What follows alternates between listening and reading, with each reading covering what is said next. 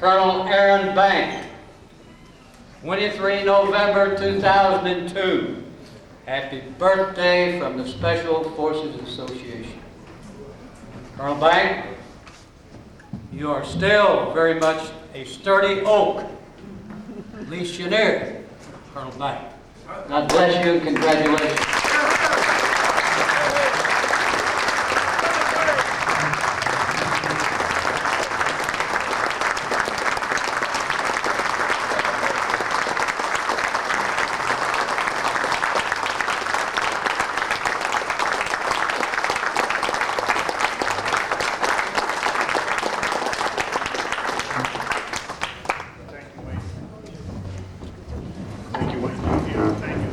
Members of the SOA, if I could impose for a moment. Any SOA members, I ask SOA members to please stand and be recognized. I'm taking liberty here, and I'll quit. No problem, sir. Congratulations. I too am one of you. Thank you. Cliff, Newman, and Wilbur. I'd like to take a moment, please. Ursula Lecon, Ursula, can you grace us with the ballot, please? It'd be great. Would you like to use the portable mic?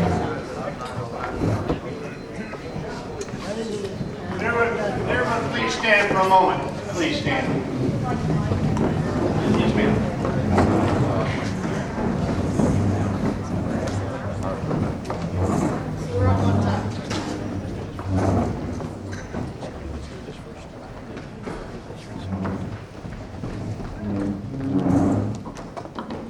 Test, test.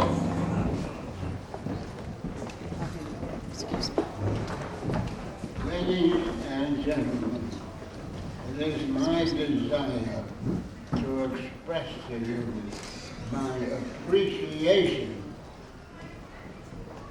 of the comments you have made concerning me.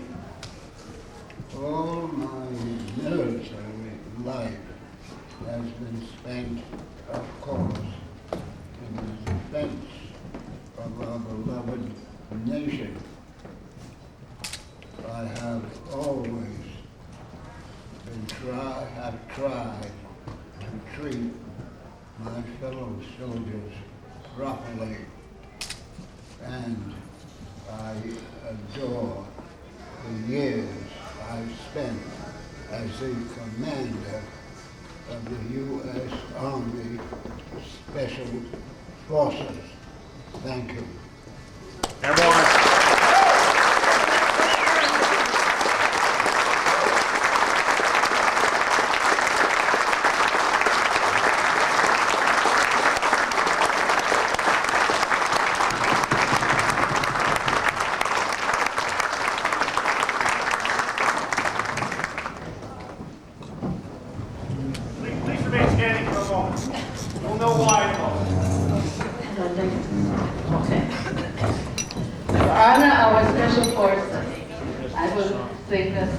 Ballots of the Green Beret. Then also we have a dedication to Mrs. Catherine Bank, the wives of the Green Beret. Fighting soldiers from the sky, fearless men who jump and die, men who mean just what they say, the brave men of the Green Beret. So the wings upon their chest, these are men, America's best. 100 men will test today, but only 3 win the Green Beret. Trained to live of nature's land, trained to combat hand to hand, men who fight by night and day, courage speaks from the Green Beret. So the wings up on their chest, these are men, America's best. 100 men will test today, but only 3 win the Green Beret. Back at home, a young wife waits. Her green beret has met his fate. He has died for those oppressed, leaving her this last request. Put silver wings on my son's chest. Make him one of America's best. He'll be a man they'll test one day. Help him win the Green Beret.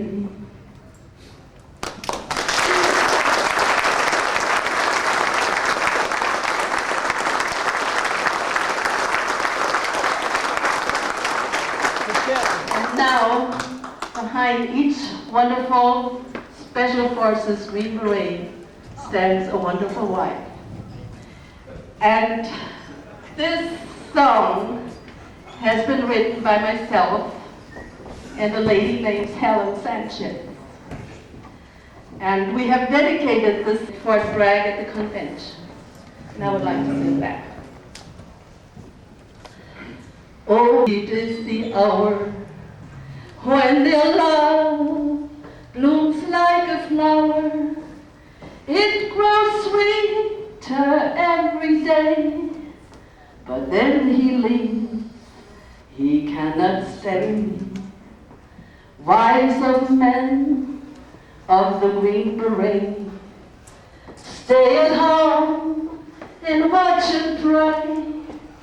They love the guys, and so they say, hurry back, my Green Beret. There are times when all seems lost. There's been no word she can but toss.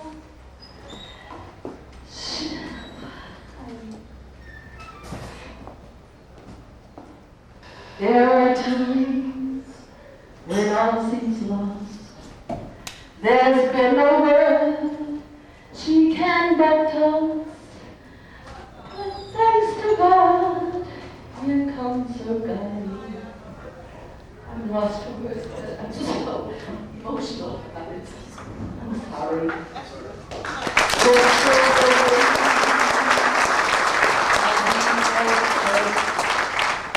They stand beside America's best. These women mean just what they say. They share their life with a Green Beret.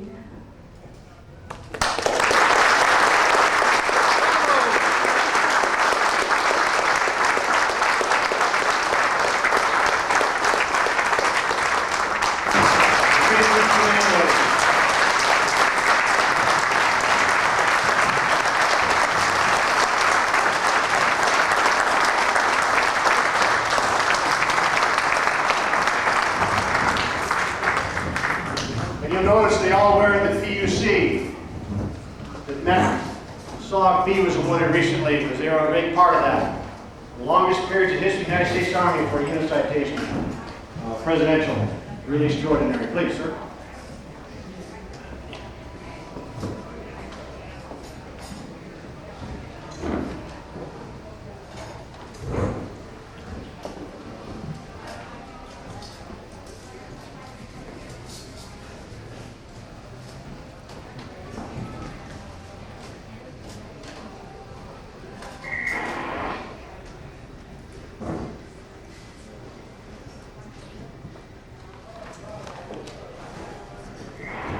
Ladies and gentlemen, today I'm very happy to meet everybody here.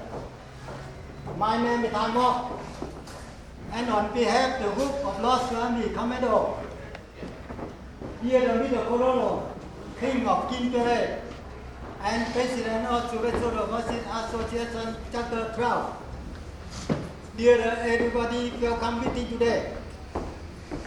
Dear President, all the group of Lost Army Commando, CPI, CIA in 1960, began the paralysis team of South Vietnam, cooperation into North Vietnam. By 1964, the Pentagon was certain those men have been killed, captured, or tortured to work for the North and began sending new agents into North Vietnam. By 1968, some 500 agents have been lost in the loss. There the family were thought they were to die. 20 years, last more than 500 of those agents were released from North Vietnam beyond of war. The suffering from the commando, some in prison for up to 30 years. On January 27, 1973, the Paris Peace Accord was signed, and the mutually agreed France ceasefire the patriotic express or involved in the Vietnam War will be repatriated. The commando now express and early return home. Beginning in February 1973, American prisoners held in the North Vietnam were turned over to American officers at Hanoi and from to cut away in the Philippines. American POW returned home. The commando were not repatriated. The war was over. After we heard the bad news that the commando could not return home, we went on the hunger trial for 2 weeks. All the commando, the 4 men were ripped open the ship and yelled, "Go ahead, shoot me, shoot me."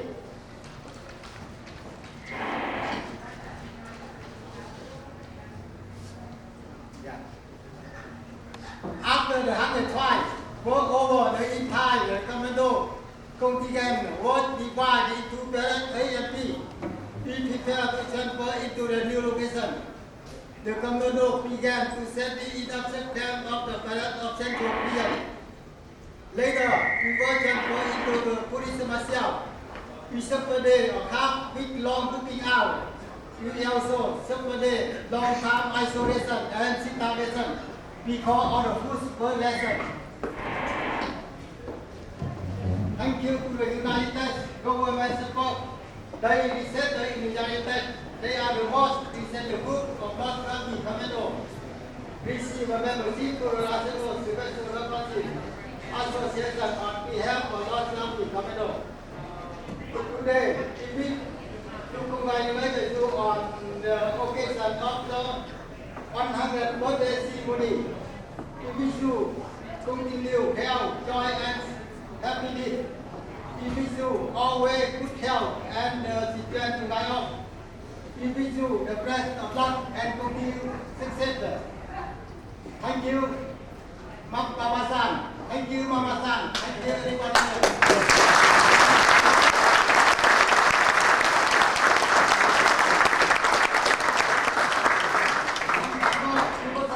The group of North Army Commando, November 24, 2002. Thank you, everybody, sir.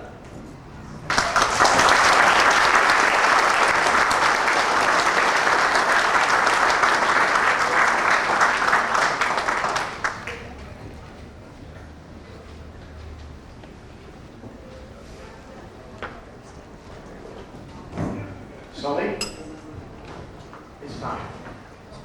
I want to introduce Colonel Retired Sully D. Fontaine, original OSS member, long friend of the Colonel's and the family, wants to make a special presentation from the OSS Association. Colonel?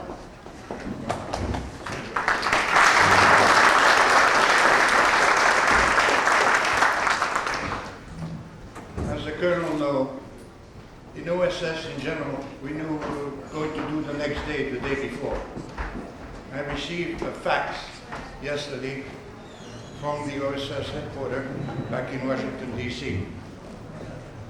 Dated now November 24, and the official letter will be sent to the Colonel later on. Dear Colonel Banks, on behalf of the OSS Society, it is our privilege and pleasure to congratulate you on this very, very special occasion. William Colby, in his book Honorable Men, described the heroic work of the elite jetbird officers assigned to the Office of Strategic Service during World War II. In outlining the creation of the U.S. Special Forces after World War II, Ambassador Colby, a former jetbird himself, identified you as one who created the actual Special Forces.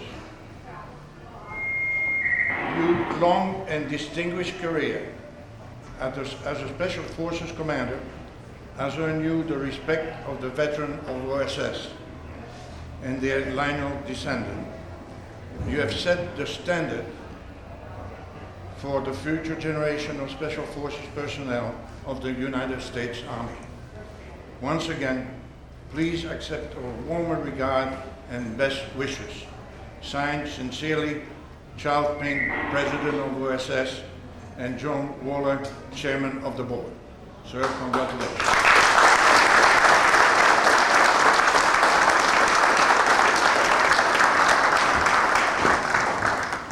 Thank you, Colonel.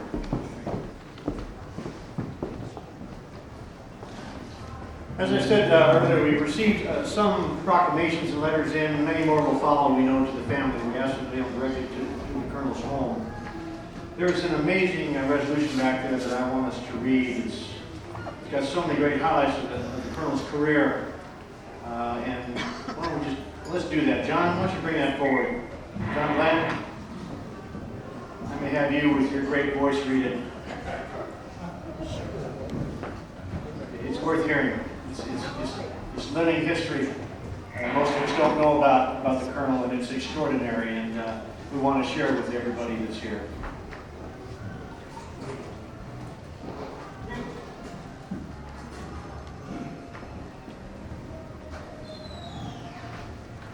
I guess I could lie and say that the State Center did the research, or organization did, but in reality, John Glenn did the research, submitted it to him, and they just took everything he wrote and put it in the proclamation. Makes it a lot easier that way. That way you can control what's on your wall.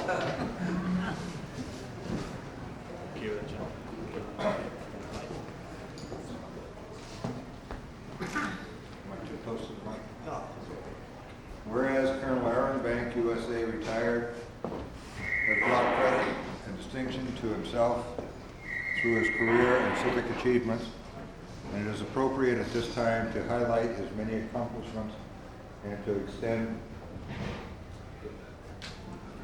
extend him special honors and the highest commendation. And whereas, born on November 23rd, 1902 in New York City, Aaron Bank as a child learned French and German from his mother and grandfather, both Russian immigrants. And whereas, during the Depression, he was a lifeguard and swimming instructor in Beret, where speaking French, German, and Spanish was a necessity, and he also worked in the Bahamas. And whereas, while traveling in Europe in the 1930s, he saw that war was inevitable, and enlisted in the United States Army in 1939 and was commissioned through Officer Candidate School. And whereas considered too old for combat in his basic branch infantry, he volunteered for the Office of Strategic Services, OSS, in 1943 in Fort Polk, Louisiana, and learned the arts of guerrilla warfare and parachuting in England. And in July 1944, now a captain, he parachuted into southern France, having gone AWOL from a hospital in Algiers to get into combat. And whereas Captain Aaron Bank fought with the French Forces Françaises de l'Intérieur until after the invasion of southern France in September 1944. And whereas in January 1945, he was given the Iron Cross mission, recruiting and training more than 100 German defectors for a mission in Austria to capture high-ranking Nazis and ultimately leader Chancellor Adolf Hitler, a mission that was later aborted. And whereas in June 1945, Major Bank arrived in Nanking, China, and led a mission into Indochina in search of prisoners of war and French refugees. And it was on that mission that he met and conversed with Ho Chi Minh. And whereas OSS was disbanded on October 1st, 1945, and Major Banks' team was one of the last teams to stand down. And whereas in 1951, now Lieutenant Colonel He was recalled from Korea where he was serving as the executive officer of the 187th Airborne Regimental Combat Team and promoted to colonel and assigned to the Army Psychological Warfare Staff at the Pentagon where the ideas of Special Forces became a reality. And whereas he moved from Washington to Fort Bragg, North Carolina, to command in 10th Special Forces Group, the Army's 1st Special Forces Unit.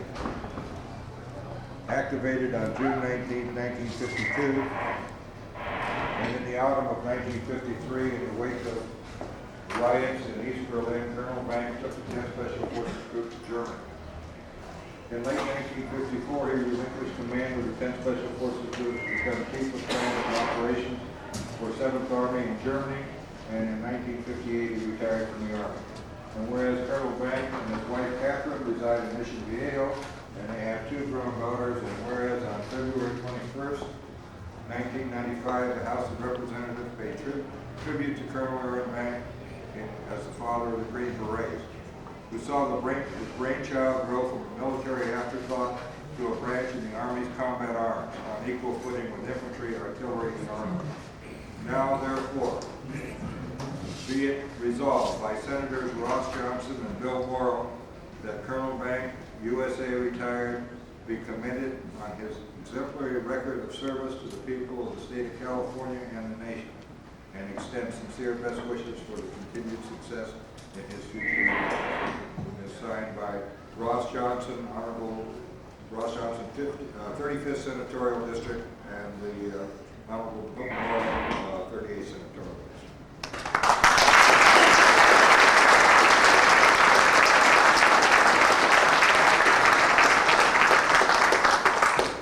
I thought it appropriate that John read it since he wrote it.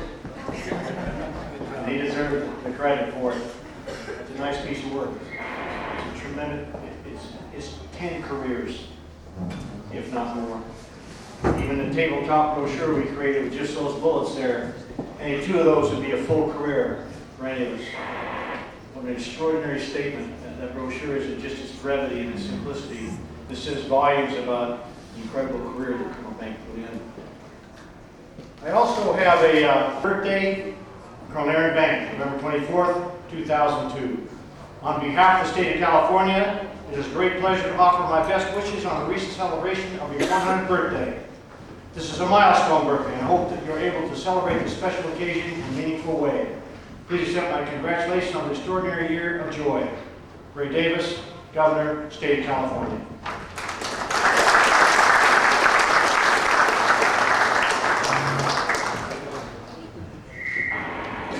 We have one important letter, Ziggy, maybe you could bring it forward, that you took great pains to get framed up for us back here, if you will, from the Chairman of Joint Chiefs of Staff. Ziggy, you still here? John, can you get it, the Shinseki letter that's framed up then?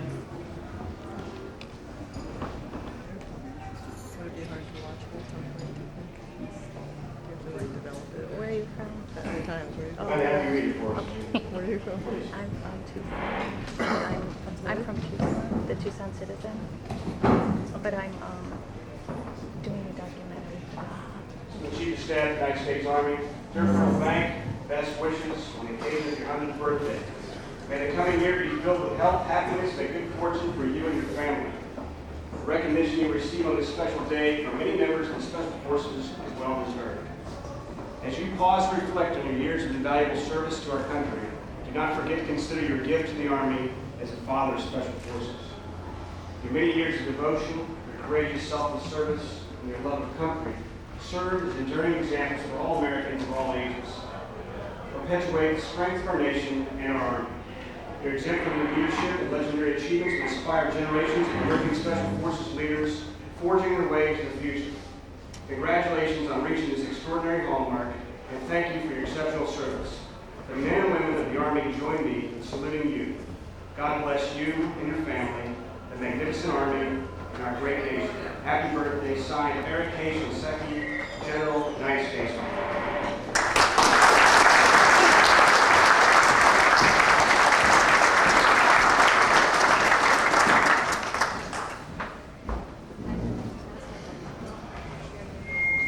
A short note here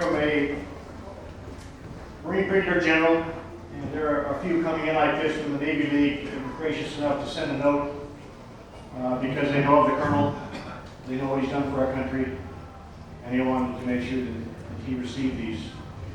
Dated November 19, 2002, dear Colonel Aaron Bank, congratulations on your 100th birthday. This nation is fully grateful, truly grateful for your great service and the sacrifice that ensured our freedom and way of life. Your numerous accomplishments serve as an example for all to follow.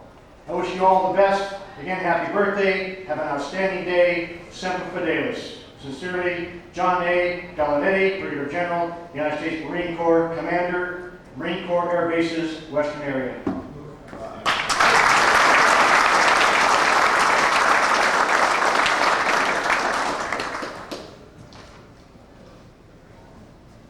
I want to do a pitch. I hope you noticed the posters in the back room, the great posters Phil Allman has secured for us, the group posters. They are truly magnificent, particularly the one on the 5th. And we encourage you to take advantage of them and purchase them for your own I love you walls, if you were, wherever you choose to put those kind of things in your home. They're magnificent and truly worth framing and having. We'll appreciate you making them available, okay? Thank you. You want to say anything about it, or just, I know they're on display back there, right?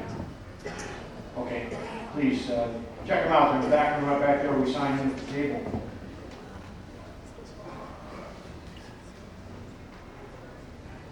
It's time for the cake.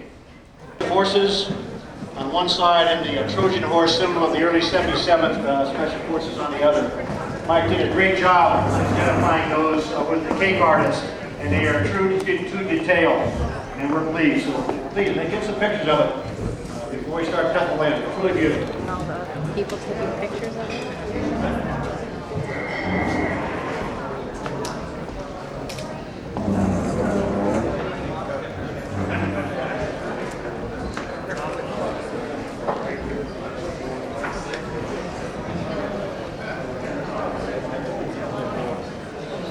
Seconds.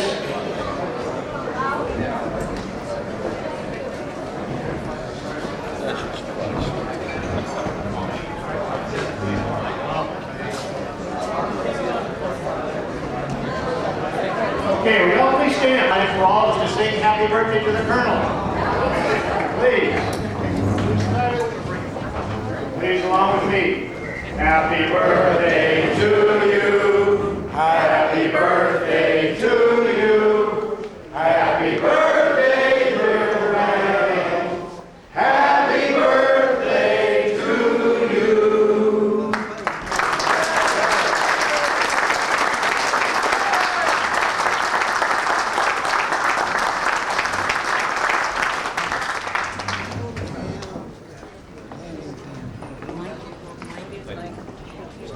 We have Mike. He's getting it there. Mike? Mike? The mobile mic. 1 second. We need the mobile mic. I've got it. Oh, here we go. There we go.